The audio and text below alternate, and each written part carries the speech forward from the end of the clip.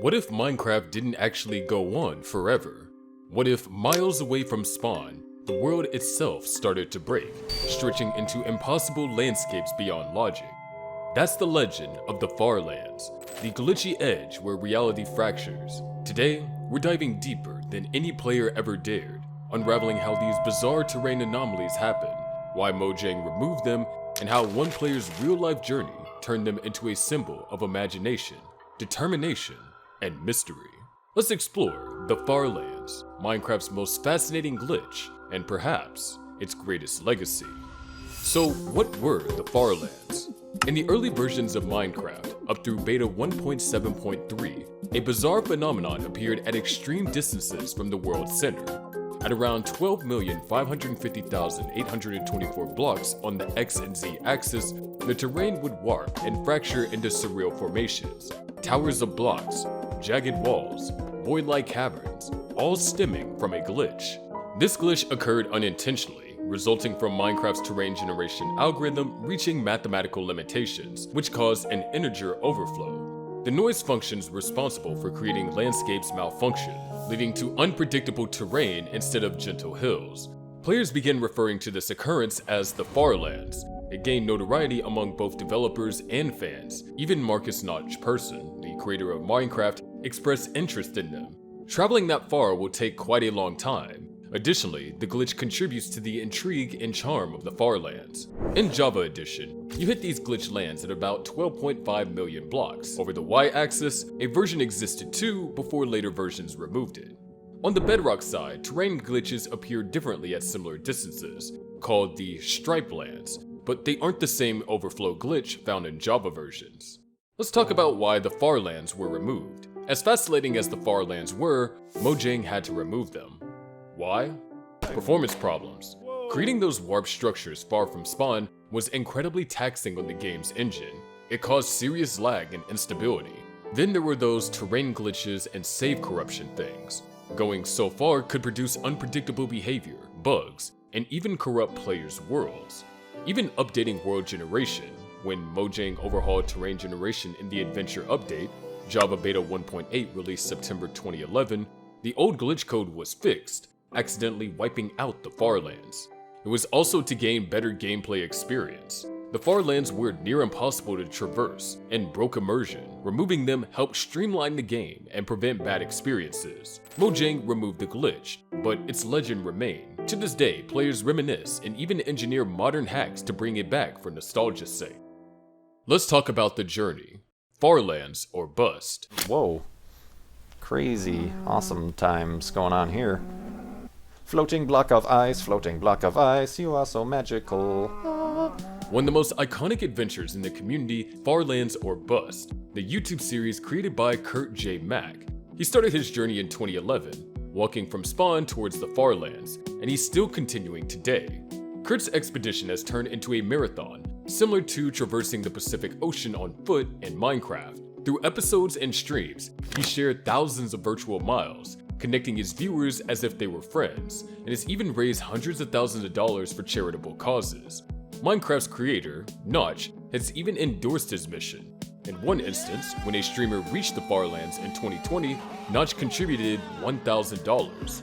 Walking to the Farlands, over 800 hours of real-world walking, navigating oceans, mountains, creepers, and more is a test of patience and spirit.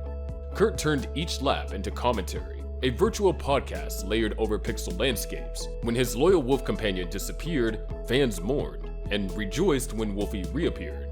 His series isn't just about a glitch. It's about human endurance, community, nostalgia, and why the Farlands captured hearts even stronger after they were gone. The lore and theories. The Farlands became more than a bug. They became mythical. The metaphysical borders.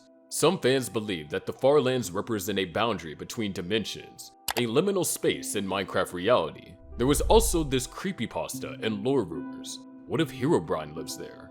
What if ancient civilizations or Bedrock's mysteries tie into its anomalies? While speculative, these theories added mystery.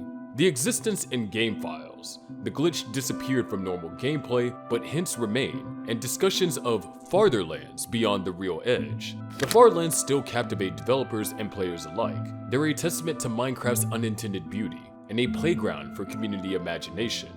Now, here's the big question everyone asks. If Mojang removed the Farlands, can you still go there? The short answer is yes, but not in the latest vanilla versions. You'll need to either use older Minecraft builds or special mods to recreate the glitch. If you download Minecraft Java Edition Beta 1.7.3, the last version to have the original Farlands, then you can actually walk there yourself. No mods needed, no tricks, just an absurd amount of patience. You spawn normally, but the Farlands are over 12.5 million blocks away in any horizontal direction. That means walking without sprinting at normal speed 833 real-life hours non-stop. And if you walk 8 hours a day, that's over 100 days of nothing but walking. Even minecarts aren't much help, because physics bugs and chunk loading issues start breaking things the further out you go. What about mods? If you don't want to play old builds, mods like Farlands mod or Terralift debug mode can simulate the terrain right next to spawn. This is how many YouTubers show them off without actually walking millions of blocks. Bedrock Edition also has its own Farland style glitch, but it looks different. Players called them the Stripe Lands because the ground turns into massive stripy columns instead of jagged walls. Can you speedrun the Farlands though? Believe it or not guys, some players have tried to speedrun reaching the Farlands on older versions. The problem? As you venture further away, the world generates at a slower pace. When you reach millions of blocks out, the game begins to falter significantly, causing each step to potentially take several seconds to load. There comes a time when your walking speed surpasses the rate at which chunks can appear. Even with cheats disabled and optimal movement, the quickest possible journey to the Farlands still requires many hours in real life without breaks. Now here's where things get really interesting. If you somehow continue past the Farlands in Java Beta, the terrain becomes even weirder due to glitches. At approximately 32 million blocks, the game's coordinate system malfunctions so severely that collisions, lighting, and movement don't function correctly anymore. Go beyond that, and you hit the end of the world, where the game just can't handle you anymore. What the legacy and future beholds. Though Mojang long fixed the Farlands, their spirit persists through mods and recreations. Players use mods to reintroduce them, often in modern versions. In Java, some use world customization settings to simulate vertical sky Farlands. In Bedrock, new bugs like rendering anomalies and stripe lands occur at extreme distances. These aren't Farlands per se, but they echo the glitchy thrill of broken terrain. What's the myth of infinity? The Farlands reminds us how limits, technical or narrative, can add depth. Minecraft was supposed to be infinite, but the moment the world jagged and glitched, gamers wanted to explore that edge anyway. The Farlands weren't planned, they were code breaking under pressure, yet the mistake became something magical, which was a beacon for explorers, dreamers, and storytellers.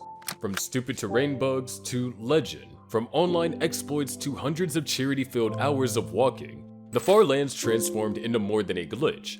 They became Minecraft's broken edge between code and creativity, between the known and unknown. Maybe you'll never walk 12 billion blocks, but thanks to players like Kurt and fans who remember, you've already been there. Minecraft's Farlands, the place where reality breaks and magic begins. If you like this video, make sure to like and subscribe, and there's more to come this year, so stay tuned and let me know in the comments your favorite theory.